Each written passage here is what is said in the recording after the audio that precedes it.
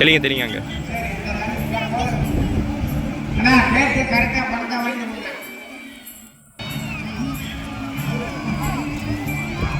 கலையத்துக்கு ரூபாய் 50 செலுத்தி கமிட்டிக்காரன் கொடுங்க.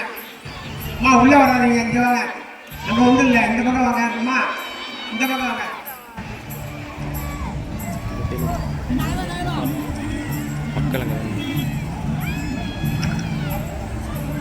கலசம் ரூபாய் 50க்கு வழங்கப்படுகிறது.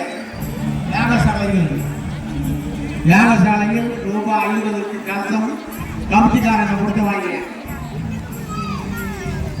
4 காலம் பூஜை செய்த கலசம் ரூபாய் 50 செலுத்தி